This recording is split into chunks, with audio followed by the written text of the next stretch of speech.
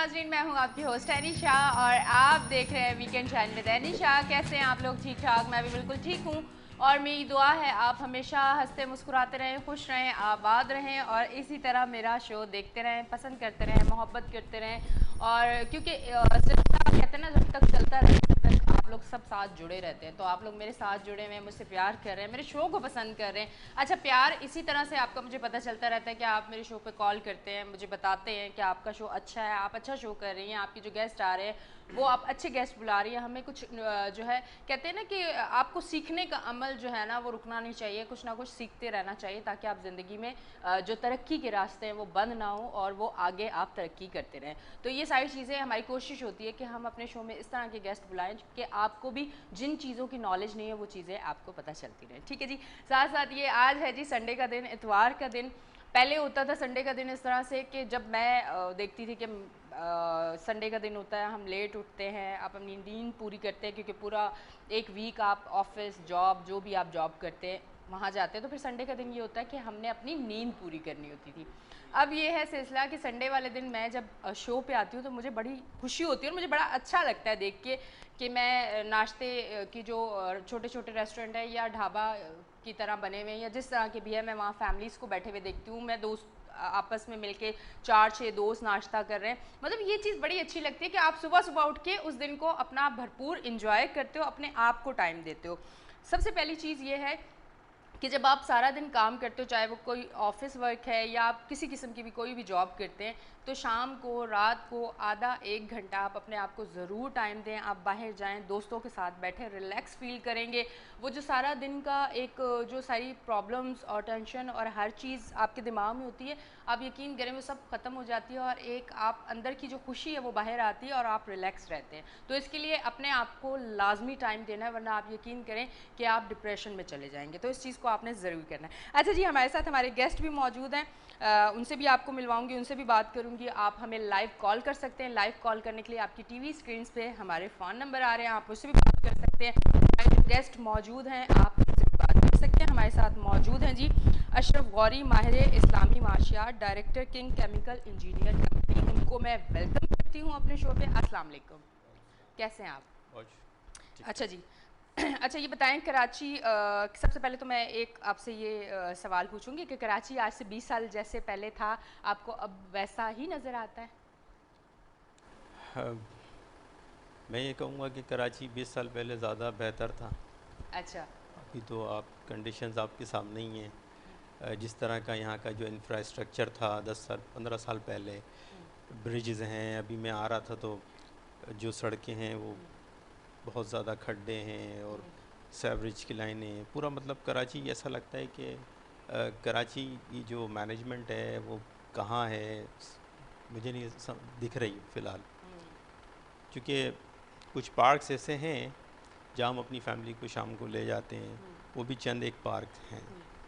बाकी street lights को हम देख लें, पिछले दिनों मैं हाईवे पे जा रहा था कि स्ट्रीट लाइट्स ऑफ थी हाल अच्छा, जो कि जो बहुत रोड लाइट्स ना, ख़तरनाक है। डेफिनेटली वो तो आपकी सुपर हाईवे, तो वो तो मतलब इमीडिएटली आपको किसी वक्त भी इमरजेंसी का सामना बिल्कुल करना पड़ सकता है। बिल्कुल। तो हमारे यहाँ कराची से हैदराबाद तक का जो हाईवे है उसकी भी लाइट ऑफ होती है अक्सर। तो हमारे यहाँ की जो एडमिनिस्ट्रेशन है, मैं इस प्रोग्राम के तसव्वुर से कहूँगा कि कराची पे ख़ुसूसी तवज्जो दी जाए, क्योंकि यहाँ से एक बड़ा रेवेन्यू जनरेट होता है। बिल्कुल। पाकिस्तान का 70% जो है रेवेन्यू यहीं से जनरेट होता है, और उसके बावजूद फिर कराची को देखा नहीं जाता और ये नहीं नहीं देखा सोचा जाता जाता। कि कराची को एक बेहतर सूरत हाल में लेके आना चाहिए। बिल्कुल। और कुछ लोगों का बड़ा ये भी कहना है कि अगर हम लोगों ने एक साल पहले न्यू अगर कार ली है तो अब यकीन करें एक साल बाद उसमें ऐसी शदीद किस्म की आवाज़ें पैदा हो जी जाती हैं से कि हम खुद सोचते हैं कि ये क्या हो गया। ऐसा यकीन आपके साथ भी होगा क्योंकि काफ़ी लोगों की यही कंप्लेंट्स हैं, क्योंकि हर जगह अगर रोड बनता भी है तो वो आप अगर उसे देखें कि वो 3 महीने के बाद वो उससे ज़्यादा बुरा हाल बुरा होता है हाल हो जिस तरह से जाता वो पहले था।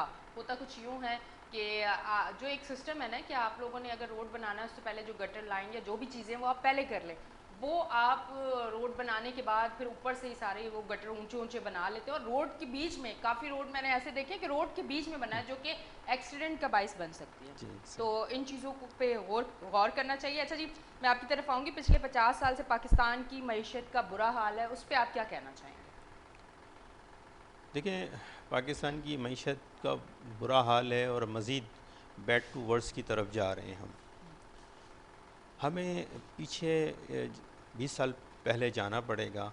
जो 20 साल पहले जो पॉलिसीज़ थी, जो हमारी फाइनेंस मिनिस्ट्री के डिसीजन थे या उस वक्त की हुकूमतों ने जो स्टेप्स लिए थे, उन 20 साल का इम्पेक्ट आज हो रहा है। जो पुराने कर्ज़े हमने लिए थे, हाँ वो अगर वो कर्ज़े अंडरलाइन एसेट्स होते या एसिड बेस्ड फाइनेंसिंग होती, तो आज मैं ये बात बहुत ज़िम्मेदारी से कह सकता हूँ कि पाकिस्तान की मईशत मजबूत तरीन मईशत होती। वजह क्या है कि जब तक हमारा ये जो एक फरसूदा और बोसीदा कन्वेंशनल सिस्टम जो चला आ रहा है, सूदी निज़ाम, जब तक ये ख़त्म नहीं होगा, अब हम ख़त्म की बात नहीं करते, हम कहते हैं इसको रिप्लेस किया जाए। ठीक है, इसका रिप्लेसमेंट हमारे पास मौजूद है। 20 साल पहले की मैं बात अगर करूं कि उस वक्त जो कर्ज़े लिए गए थे 9/11 के बाद, वर्ल्ड ट्रेड का जो वाक़या हुआ था, उसके बाद पूरी दुनिया की सिचुएशन चेंज हो गई। उसमें पाकिस्तान का पूरी दुनिया के लिए एक बड़ा अहम रोल था। उस वक्त की गवर्नमेंट ने पाकिस्तान को भी सेव करना था और वो मेजर्स बड़ी अच्छी हिकमत अमली थी। लेकिन जो पाकिस्तान ने बोरो किया, IMF से किया, वर्ल्ड बैंक से किया, एशियन डेवलपमेंट बैंक से किया, तो वो जो हमें कर्ज़े दिए गए वो सारे सूदी कर्ज़े थे। अगर वो कर्ज़े कुछ इस तरह से उसकी एलोकेशन कर ली जाती, वो फ़ंड ट्रांसफ़र हुए, उस फ़ंड की एलोकेशन की जाती और अंडरलाइन एसेट्स किए जाते, उनको पार्टनर्स बनाया जाता। हमारे जो प्रोजेक्ट्स हैं उनको उसमें पार्टनरशिप होनी चाहिए। IMF को पार्टनर बनाएं आप। IMF जो आपसे इंटरेस्ट लेता है, और उस अलमिया एक और है कि इंटरेस्ट पर इंटरेस्ट, जिसे हम कंपाउंड इंटरेस्ट कहते हैं, सूद पर सूद लेना। अच्छा, हमारे एक सादे पाकिस्तानी शहरी को इस बात का इल्म नहीं होता। वो सिर्फ ये कहता है कि महंगाई बढ़ रही है और आने वाली हुकूमत ये कर देगी और वो कर देगी।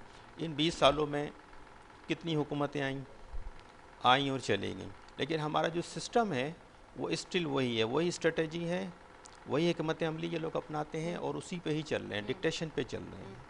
अगर हमारा जो अल्लाह ताला ने एक इतना खूबसूरत निज़ाम दिया है कि जो सरमाएदाराना निज़ाम है ना, अगर उसके तहत फाइनेंसिंग होगी तो सारा पैसा सिमट कर चंद हाथों में आ जाएगा।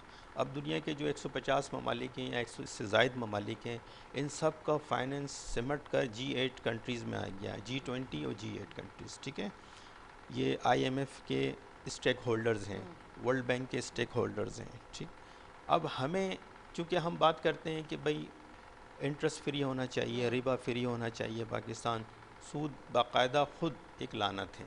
तो अल्लाह ताला ने सूद को हराम और सौदे को हलाल किया है। ठीक है, सौदा मीन तिजारत।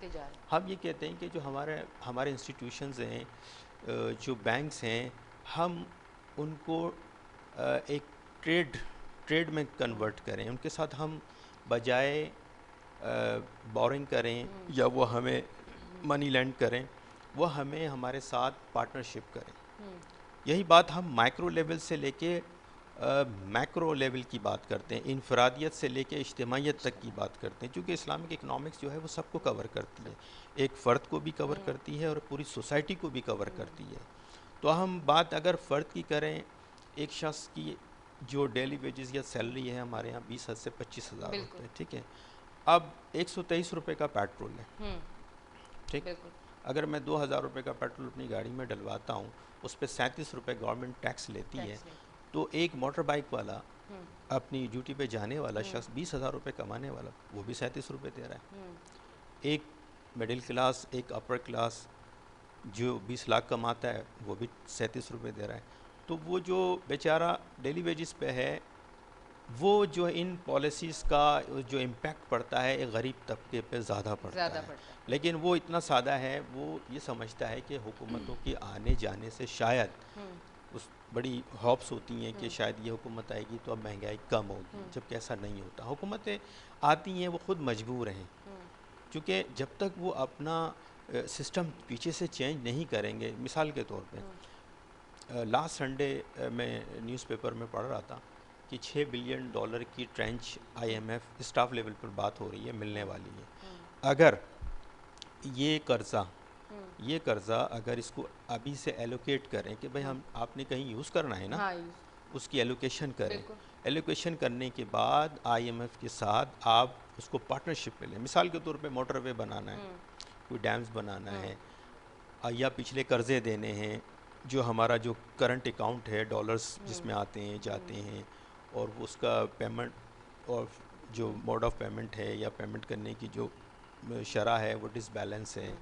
ये सारी चीज़ों पर बात हो सकती है।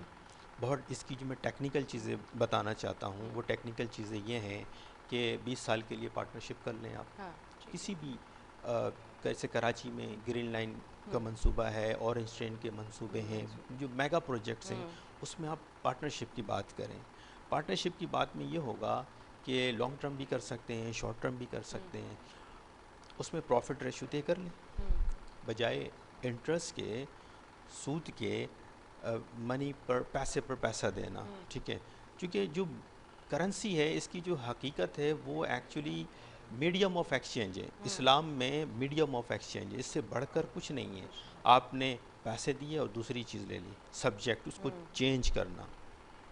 यहाँ पर मैं एक हुजूर अकरम सल्लल्लाहु अलैहि वसल्लम का वाक़या कोट करूँगा कि जब आप सल्लल्लाहु अलैहि वसल्लम को खजूरें, उम्दा खजूरें पेश की गईं, तो आपने उसको तनावुल फरमाया और फिर पूछा ये किस भाव ली? जी। तो बताया गया कि ये हमने पुरानी खजूरें दे के नई खजूरें ली। तो आपने मना फरमाया कि नहीं, इन पुरानी खजूरों को बाज़ार में बेचते, अगरचे ये कम पैसों में बिकती, फिर इससे नई खजूरें ख़रीदी जाती। तो हमें एक सबक मिलता है, ये मैंने मफ़हूम अर्ज़ किया है, हमें ये सबक मिलता है कि जिन्स के बदले जिन्स। मिसाल के तौर पे पैसे पर पैसा लेना ये हराम है। अब कुछ लोग हमारे दोस्त ये कहते हैं कि ये भी एक तरह से तिजारत है, जबकि अल्लाह पाक कुरान करीम में फरमाते हैं कि पहले ज़माने के लोग भी यही कहा करते थे कि कारोबार और तिजारत के लिहाज से ये भी एक तिजारत है, जबकि ऐसा नहीं है। और सूरह बकरा में अल्लाह पाक ने वाज़े फरमा दिया कि अल्लाह ने सूद को हराम और सौदे को हलाल किया है। इसकी एक लॉजिक है। मैं as a industrialist, as a businessman, importer, trader, चूँकि मैं 17-18 साल से मैं ये काम कर रहा हूँ, तो इसकी जो टेक्निक्स हैं, इसके एडवांटेजेस, इसके डिसएडवांटेजेस सब मेरे सामने हैं। इसकी लॉजिक्स ये हैं कि जब आप कोई चीज़ परचेज़ करते हैं या किसी को पार्टनर बनाते हैं, तो एक सब्जेक्ट मैटर होता है, अंडरलाइन एसेट्स होता है। अंडरलाइन एसेट्स क्या है? कोई भी चीज़ प्रोडक्ट हो जाए, वो प्रोडक्ट इंडस्ट्री है, उससे आपकी इंडस्ट्री चलती है, उससे एम्प्लॉयमेंट मिलता है। अगर अनएम्प्लॉयमेंट हो तो लॉ एंड ऑर्डर की सिचुएशन भी पैदा हो जाती है। ज़ाहिर है बेरोज़गारी है, गरीब आदमी क्या करेगा? तो ये सारी चीज़ें जो है ना पैदा होती हैं माशरे में। तो इन सब चीज़ों को ये इस्लामिक इकनॉमिक्स कवर करती है। अब ज़रूरत इस अमर की है कि हमें इस पर सीरियसली जो है काम करना है। देखिए 20 साल से 50 साल से सिस्टम चला आ रहा है।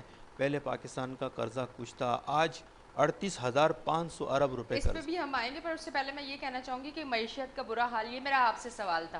पर अगर PTI की जानिब से जो उनके वज़रा अक्सर तकरीर में कहते रहते हैं कि अब तो हमारी मईशत बहुत बेहतरी की तरफ चली गई है, अब तो बहुत तरक्की हो रही है, अब तो ये सारी चीज़ें, इस पर आप क्या कहना चाहेंगे? क्योंकि हम लोग तो वो हम जैसे लोग हैं वो तकरीर सुन के बड़े खुश हो जाते हैं कि ठीक है अगर महंगाई हो गई है पर कहीं बेहतरी आ रही है। इस पर आप क्या कहना चाहेंगे? देखें, मैं आपको बताऊं कि शौकत अजीज़ साहब थे, स्पेशली वो न्यूयॉर्क से आए थे, पाकिस्तान के वज़ीर आज़म थे, और उनको लाया इसीलिए गया था कि यहाँ पाकिस्तान की मईशत को ठीक करेंगे। और वो भी बड़ी अच्छी तकरीर करते थे कि कशकोल तोड़ दिए।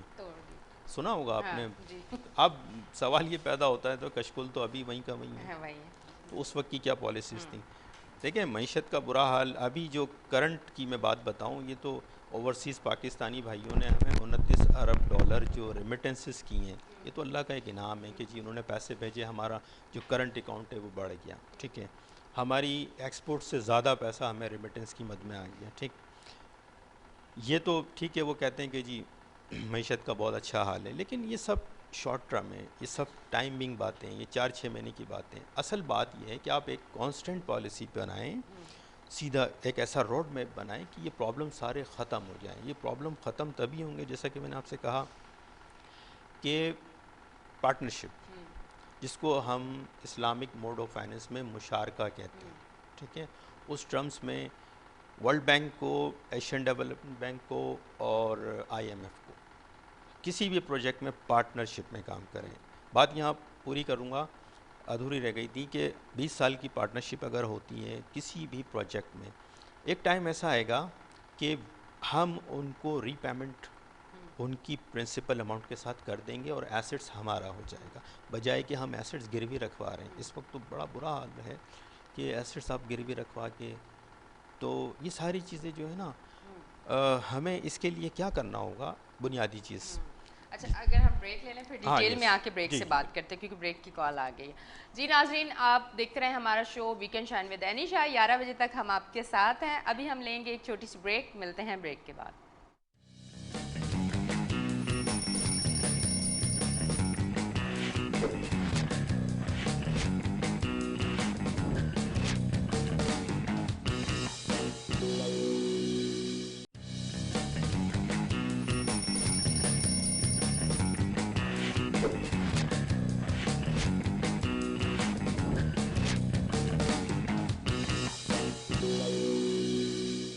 वेलकम बैक जी नाजरीन, हम ब्रेक से वापस आ गए। अच्छा जी, ब्रेक आ गई थी तो सवाल जो हम आपका जवाब था वहीं रुक चुका था, तो आगे फिर हम आपसे बात करते हैं। मैं अर्ज़ कर रहा था कि पाकिस्तान का जो इस वक्त मौजूदा कर्जा है वो 38,500 अरब रुपए है। अच्छा। और यू कैन नॉट इमेजिन कि एक पाकिस्तानी, और आज अगर इस धरती पे किसी बच्चे की पैदाइश होती है तो वो भी 16,000 रुपए का कर्जदार कर्जदार है, ठीक है। बिल्कुल। और ये बड़ी सोचने वाली बात है मौजूदा हुक्मरानों के लिए, कि अगर ये सिस्टम से बाहर नहीं आए या इसके बारे में अगर सीरियसली हमने नहीं सोचा, तो क्या ये जो 16,000 रुपये का बच्चा मकरूज़ है, इसको 50,000 रुपये पे लेकर आना है? हमें तो ये सोचना है ना। जो टेक्निकल चीज़ें हैं वो ये हैं, बुनियादी चीज़ें वो ये हैं कि सबसे पहले जो हमारे पुराने कर्ज़े हैं हमें रिलीफ मिलता रहता है। जैसे कोविड-19 में जी। पाकिस्तान को 6 महीने का रिलीफ मिला कि पेमेंट नहीं हाँ, करनी, नहीं। फिर उसके बाद मज़ीद 6 महीने, 6 महीने। हमें 12 महीने का मिल गया। एक तो जब हमें रिलीफ मिला हम उस पर ये बात करते हैं कि ठीक है, इस पर इंटरेस्ट भी ख़त्म किया जाए, और स्पेशली कंपाउंड इंटरेस्ट। अच्छा, कंपाउंड इंटरेस्ट क्या होता है? मैं जो हमारे नाजरीन हैं सादा लोग पाकिस्तानी, मैं बताता हूँ। कंपाउंड इंटरेस्ट ये होता है कि आपने फ़र्ज़ करें 1,00,000 रुपये सूद लिया, कर्ज़ा लिया, और उस पर 1,000 रुपये सपोज़ आपने इंटरेस्ट देना है, 1,000 रुपये। तो अब जब महीना ख़त्म हो गया और आप पेमेंट नहीं कर सके 1,00,000 रुपए की, जी। तो अब आप क्या करेंगे? वो 1,000 रुपये सूद, वो आसान है आपके लिए, ठीक है ना, वो आसान है और आपको आसान नज़र आ रहा है। आपने उस 1,000 की पेमेंट कर दी कि ठीक है जी, मैं 1,00,000 नहीं दे सकता, आप मुझसे जो इंटरेस्ट है वो ले लें। एक बार हुआ, 2 बार हुआ। अब जब नेक्स्ट टाइम क्या होगा, जिसने आपको लैंड किया है, मनी लैंड की है, वो कहेगा कि भाई अब 1,01,000 मेरा कैपिटल है, अब आपने 1,01,000 पे इंटरेस्ट देना है। पहले आपने 1,000 दिया था, अब आपने 1,100 देना है। तो 100 रुपये क्या है? ये कंपाउंड इंटरेस्ट है। अब पिछले 50 सालों से आप अगर मल्टीप्लाई करें तो आज जो मईशत धंसती जा रही है उसकी बुनियादी वजह यही है कि इंफ्रास्ट्रक्चर हमने इस तरह करना है। देखें, अगर हम डिक्टेशन पे चलेंगे और उनकी शराइत पे चलेंगे, हम क्या करते हैं? बिजली महंगी कर देते हैं। बिल्कुल ऐसा ही है ना। बिल्कुल। रेवेन्यू का टारगेट होता है 4,000 अरब रुपये रेवेन्यू कलेक्ट हुआ है, ठीक है जी, कलेक्ट हुआ है। हम गैस महंगी कर देते हैं, बिजली कुछ जगहों पर है नहीं, लेकिन फिर भी बिल आ रहे हैं और ज़्यादा आ रहे हैं। तो बिल्कुल। बिजली दो, 8-8 घंटों की जो है लोड शेडिंग देखें है, ना, और आप उसके बिजली भी बाद नहीं दे रहे। और फिर ये भी नहीं पूछा जाता कि मेरे ख्याल से 100 यूनिट के बाद पर यूनिट डबल चार्जेस हैं। कराची के लिए ये जी है। देखें अब ना, मुझे बहुत सारी लाहौर जगह पंजाब साइड का नहीं पता, मुझे कराची का ज़रूर पता है कि कराची में ये चीज़ है और पूछने वाला कोई नहीं है। टैक्स अपॉन टैक्स, हम्म टैक्स पर टैक्स, हम्म ये नहीं होना चाहिए। ये मजबूरी होती है गवर्नमेंट की, क्योंकि उसने पेमेंट करनी है, पिछले कर्जे देने हैं। हर आने वाली हुकूमत पिछली हुकूमत पे पर कर्जे में कमी नहीं आ रही, दिन ब दिन ऑफ कोर्स कर्जा बढ़ता बढ़ता जा जा रहा रहा है ना, वो है। बढ़ता इसका ही मकसद ये है जाएगा। कि हमारी पॉलिसी जो है वो ठीक नहीं है, हमें ठीक करने की ज़रूरत है। कर्जा देखें, कर्जा लेने से कर्जा बढ़ेगा, बढ़ेगा। कर्जा कम नहीं होगा। हम्म अब कर्जे की ज़रूरत भी है, क्योंकि जब बजट डेफिसिट होता है, खसारा हो गया। अब खसारा खसारा है, मुल्क को अपने मामला चलाने के लिए पैसों की तो ज़रूरत है, ज़रूरत। पेमेंटें हैं, पेंशन्स हैं, बिल्कुल। ठीक है, बहुत सारे अखराजात हैं गवर्नमेंट के, अपने तनख्वाहें हैं, ये सब कैसे पूरी होगी, ठीक है, दिफाई बजट है, तालीम का बजट है। अब ये सारे बजट्स कैसे पूरे होंगे? इन जगहों की एलोकेशन की जाए। जो आप जो भी प्रोजेक्ट ले रहे हैं, जो भी मंसूबा ले रहे हैं, उसके अंदर आप अंडरलाइन एसेट्स करें। अंडरलाइन एसेट्स का ठीक है। फ़ायदा ये होता है कि इस इंडस्ट्री चलती है। ठीक है, कॉलर भी है, कॉलर ले लें। जी प्लीज़। ठीक है, फिर मैं आपका जवाब सुनती हूँ क्योंकि कॉलर काफ़ी देर से होल्ड पे हैं। अस्सलाम वालेकुम। वालेकुम सलाम, मोहम्मद अशरफ कराची से। जी, क्या कहेंगे? अभी के इलेक्ट्रिक के बारे में आप लोग बात कर रहे थे ना, देखिए के इलेक्ट्रिक ने तो जुल्म कर दिया उसके साथ। जो अभी एडमिनिस्ट्रेटर कराची बने हैं, तो उन्होंने, आपने सुना होगा कि कराची के शॉपिंग के साथ हर घरेलू शॉपिंग पे 200 रुपये चार्जेस करेंगे। एक तो के इलेक्ट्रिक हमें लूट रहा है, उसके बाद ये तो लूट ही रहे हैं हमें। अच्छा एक चीज़ बोलो, पीपुल्स पार्टी के 18वीं तरमीम के बाद ना कानून हमारे हाथ में है। कुछ भी कहना वफाक करता तो मना कर देती, नहीं 18वीं तरमीम के बाद हमारा राइट्स है। अच्छा जब महंगाई के बारे में इनसे बात करें ना, तो ये कहते हैं कि नहीं महंगाई में हमारा हक नहीं है, जबकि गंदुम पूरा सड़ गए हैं, चीनी इनके अपने, सब कुछ इनके अपने। तो 18वीं तरमीम महंगाई इनके अंडर नहीं है, बाकी सारी चीज़ इख्तियारात आप पूछे ना इनसे कि नहीं हर कुछ हम करेंगे, हमारे से पूछे कोई कुछ नहीं कर सकता, यानी रियासत के अंदर ये रियासत बना रहे हैं। तो मेरा कहने का मतलब है अभी जो 200 रुपये घरेलू साफिन पे ऐड करेंगे, तो असल में मसला पता है इनकी जो करप्शन बंद हो रही है ना, तो इसको इस तरह ये लोग करप्शन को पूरा करना चाह रहे हैं। और जो मैं आपको बता रहा हूँ, जो ये वैकेंसियाँ देते हैं ना, वैकेंसी जो पुलिस या ट्रैफिक में, ये करप्शन का एक नया तरीका है, जैसे अपॉइंटमेंट किया ट्रैफिक पुलिस में किसी में भी। अब मेरी सैलरी अगर 40,000 है ना, तो मुझसे तो जब सैलरी ले जाऊँगा मैं 40,000 पर साइन करूँगा, मगर वो 15-20,000 वो खुद रख लेते, ताकि वो बोलेंगे, उसको बोलेंगे देखो हमने तो तुम्हें नौकरी दिला दी, तुम्हें तो नौकरी तो मिलेगी। करप्शन का भंडार लगा दिया कि सिंध के अंदर कितनी नौकरी दी। अगर इसी तरह नौकरी में उन्होंने 15-20 हज़ार रुपये लोगों से लिया, लोग तो खुश है क्या, चलो उनको नौकरियां मिल रही हैं, मगर ये इनका करप्शन का एक नया तरीका है। इसलिए जुल्म किया हुआ है ना 18वीं की तरमीम के नाम पे। मगर महंगाई के मसले पर आप इनसे पूछे ना, नहीं ये वफाक का मसला महंगाई, और ऐसे कुछ पूछो नहीं 18वीं तरमीम का हमारा राइट से। अबे भाई ये लोग चोर लोग बैठे हुए हैं, ये जो बैठे हुए हैं ना चोर है ये, 18वीं तरमीम के बाद इनके हक नहीं है। और इलेक्ट्रिक से तो हम कुछ कह ही नहीं सकते हैं, उनका अपना राज बोलते हैं ना, ईस्ट इंडिया जो थी एक कंपनी, उस तरह बनी हुई है यहाँ पे ये। ठीक है जी, बहुत बहुत शुक्रिया आपने कॉल की जी। बस वो हमने थोड़ी सी बात की, देखें लोग कितने परेशान हैं इस टाइम पे कि वो अगर छोटी सी भी ऐसी चीज़ उनको कहीं नज़र आती है तो वो कॉल करके वो बात करना चाहते हैं, वो बताना चाहते हैं कि वो बहुत ज़्यादा परेशान है। और ये आवाज़ क्या आगे तक नहीं जा रही, ये सुनाई नहीं दे रही, या सुनना नहीं है, खुद बहरे हो चुके हैं कि नहीं सुनेंगे तो फिर कुछ ना कुछ करना पड़ेगा। देखिए ये फ्रस्ट्रेशन है लोगों की, ठीक है। अब क्या करेंगे, वो इस चैनल्स के ज़रिए अपना एक्सप्रेस तो करेंगे ना, अपने जज्बात का भी इजहार करेंगे, अपने गुस्से का भी इजहार करेंगे, क्योंकि में अवामी मसाइल इतने पैदा हो गए हैं जिसमें बेरोज़गारी है, लॉ एंड ऑर्डर की सिचुएशन है, लेकिन हमें ऊपर से देखना है कि ये इम्पैक्ट कहाँ से आ रहा है।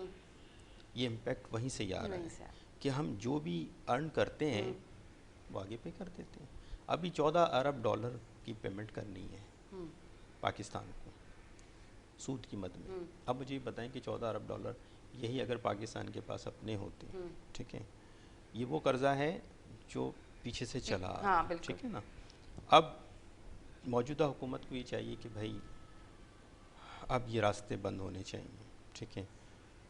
जो कॉज्ड हैं, जो रीज़न्स हैं, जो रूट्स हैं, उन पे काम किया जाए कि ये सिस्टम फेलियर है। पूरी दुनिया में ये सिस्टम फेल हो चुका है, सूदी निज़ाम। मैं आपको बताऊं, इसमें इटली तबाह हुआ, अमेरिका ख़ुद तबाह हुआ, अमेरिका ख़ुद बड़ा मकरूज़ है, ग्रीक तबाह हुआ, यूरोपीय यूनियन में जो मसाइल पैदा हुए उसमें यूके जो है वो अलहदा हो रहा है, क्योंकि वो कहता है मेरा जो पौंड है यूरो से ज़्यादा स्ट्रॉन्ग है, स्टर्लिंग पाउंड जो यूरो से ज़्यादा है, तो वो चाहता है कि मैं अब 57 कंट्रीज़ जो यूरोपीय यूनियन के हैं उनका बोझ जो है मेरे ऊपर डाला जाए, क्योंकि वही लीड कर रहा था।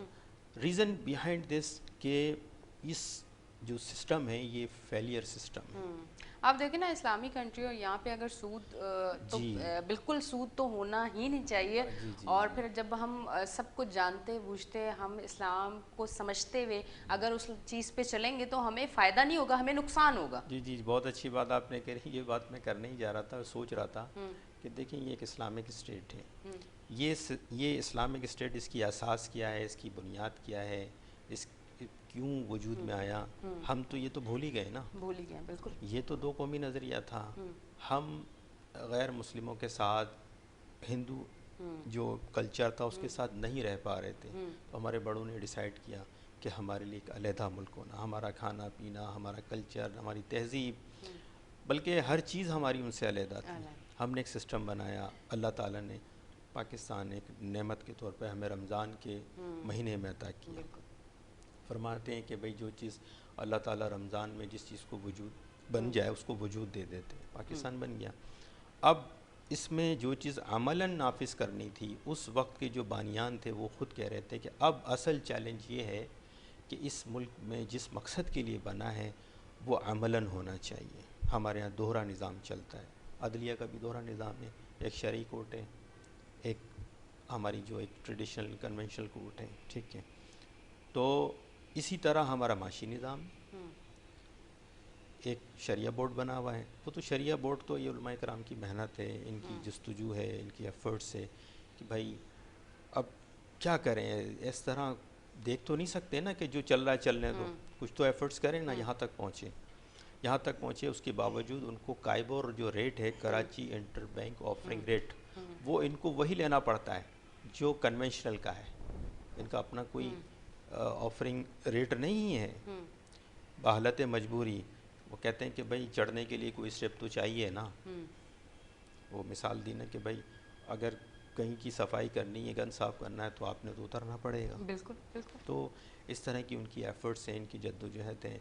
अब जैसे बात की कि पाकिस्तान आज़ाद हुआ, इस्लामिक स्टेट्स बना, और ये निज़ाम, सूदी निज़ाम, ये मुसलमानों को सूट करता ही नहीं है। बिल्कुल। इसकी वजह है ये माशी निज़ाम जो है ना, इसमें आप सल्लल्लाहु अलैहि वसल्लम की हदीस है कि अल्लाह और उसके रसूल से जंग है। तो आप 50 सालों से जंग कर रहे हैं, तो आप कर सकते हैं तो करें, माज़अल्लाह। तो ये तो ऐलान जंग कर रहे हैं आप। ये हमारे हुक्मरान को समझने की बहुत ज़रूरत है।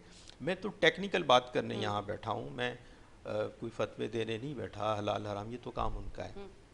एज ए बिजनेसमैन मैं ये कहता हूँ कि अगर आप पार्टनरशिप करते हैं उसमें दो फ़ायदे हैं। एक इंस्टीट्यूशन को फ़ायदा है, बैंक्स को या और जो इदारे जो फ़ंड प्रोवाइड करते हैं उनको अगर आप पार्टनरशिप में लेके चलेंगे, जो बेनिफिट होगा तो उस बैंक के जो स्टेक होल्डर्स हैं उनको भी बढ़ा के मिलेगा। ऐसा ही है ना। और इसमें ट्रांसपेरेंसी भी होगी, इसमें करप्शन भी नहीं होगी, क्योंकि जो इन्वेस्टमेंट जो फाइनेंस करेगा वो उसको मॉनिटर भी करेगा, चेक एंड बैलेंस करेगा, ठीक है। और हो सकता है ये भी वजूहत है कि कुछ लोग नहीं चाहते कि भाई करप्शन ख़त्म हो जाएगी ना जब सब्जेक्ट मैटर होगा। लेट सपोज कोई प्रोजेक्ट लगता है जी, उसमें बाहर से लोग आएंगे। इसी पे की मिसाल ले लेता हूँ। पिछले दिनों भी मेरी बात हो रही थी एक हार्बर गवादर पे। हमारे एक दोस्त हैं, वो कह रहे हैं कि सारी परचेजिंग चाइनीज़ कर रहे हैं, और सारी परचेजिंग वो कर रहे हैं और हर चीज़ का चेक एंड बैलेंस है। नहीं है करप्शन, क्योंकि जो प्रोजेक्ट लगा रहा है, जो आपका पार्टनर है, स्टेक होल्डर है, वो आपके साथ है, वो देख रहा है सारी चीज़ों को। ऐसा नहीं है कि आपको पैसा प्रोवाइड कर दिया है आप जो मर्ज़ी करें। जिस तरह बैंक्स प्रोवाइड कर देते हैं उसके बाद आप जो मर्ज़ी करें, उनको उनके मार्कअप से मतलब है। आपकी फैक्ट्री चले ना चले, आप बैकरप्ट हो जाएं, वो उन्होंने अपना मार्कअप लेना है, उससे गर्ज इससे है। तो हम ये कहते हैं कि इसको पार्टनरशिप की बुनियाद पे लाएं और फ़ायदा उठाएं। अब बैंक का रेट फ़र्ज़ करें इंटरेस्ट पे 10% पे देता है, 12% पे देता है। जब आप पार्टनरशिप में आएंगे हो सकता है आप 50% कमा लें। इदारों को भी फ़ायदा है। ठीक है जी, हम अब इस टाइम जी लेंगे एक छोटी सी ब्रेक, फिर जी ब्रेक जी। से आके फिर डिटेल में बात करेंगे। जी नाज़रीन, हम लेते हैं एक छोटी सी ब्रेक, मिलते हैं ब्रेक के बाद।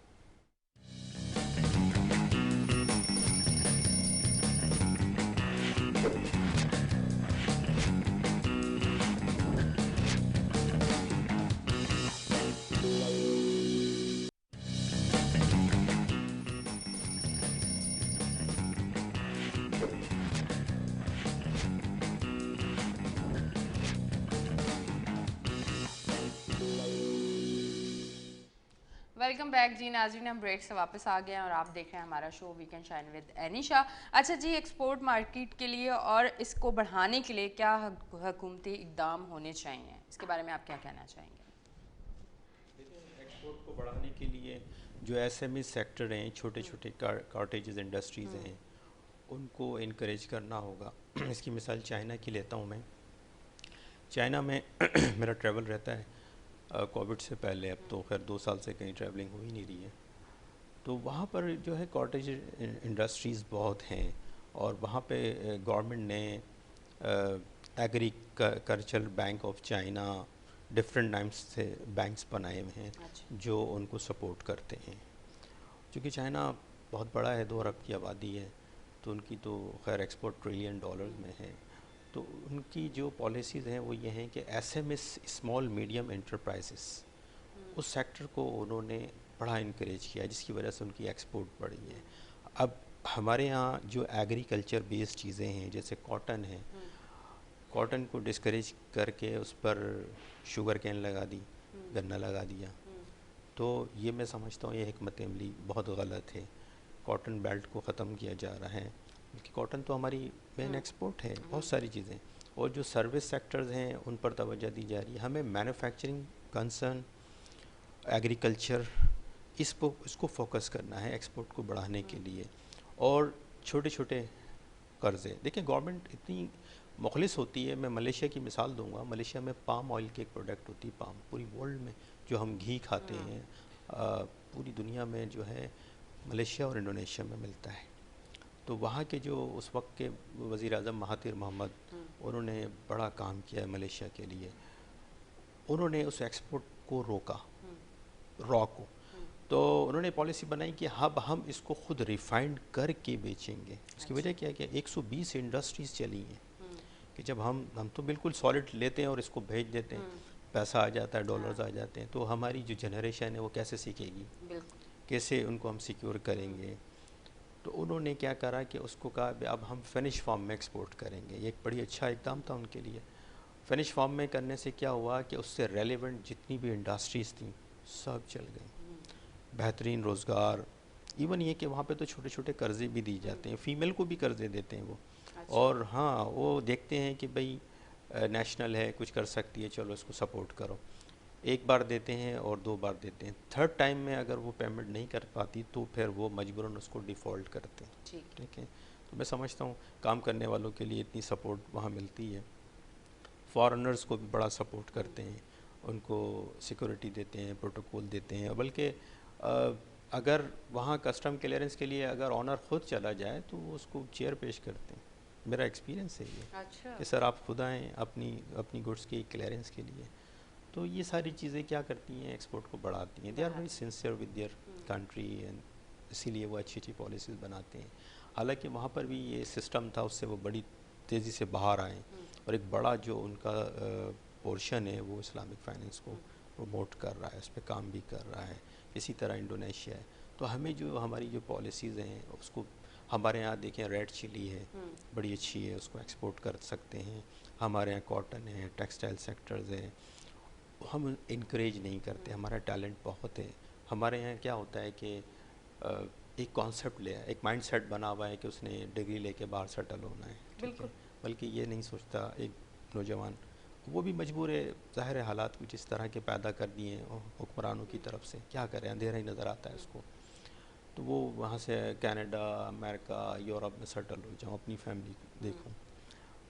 अब वहाँ पर जाके एक सेकंड क्लास सिटीज़न बनने से बेहतर है अपने मुल्क को बेहतर किया जाए, यहाँ अपनी पोटेंशियल्स को यूटिलाइज़ किया जाए। यहाँ बेहतरी जो देखिए, घर है मुल्क, हमारा मुल्क पाकिस्तान हमारा घर है। अब घर में अगर ख़राबी हो तो उसको ठीक किया जाता है, ठीक किया बजाय जाता इसको छोड़ के ही भाग दिया जाए। तो मैं वैसे घूमने फिरने की हद तक तो मैं ट्रैवलिंग करता हूँ, लेकिन मैंने कंपनी सिंगापुर में भी फॉर्म की थी, मैंने मलेशिया में भी की थी, मैंने दुबई में तो स्टिल है अभी, चाइना में भी। लेकिन आप यकीन करें, पाकिस्तान अल्लाह पाक की इतनी बड़ी नेमत है और इतनी बड़ी मार्केट है, इसके ऊपर इंडिया की नज़र है कि किसी तरह हमारे पॉलिटिकल हालात अच्छे हो जाएं तो हम इस मार्केट को कब्ज़ा करें। यूरोप की नज़र है, इस पाकिस्तान की पॉपुलेशन, ज़ाहिर है इतनी बड़ी आवाम, इतनी बड़ी मार्केट है जिसको हमने, लेकिन हम अगर इसको फोकस करें बहुत अच्छे से, बड़ा पोटेंशियल है यहाँ पर।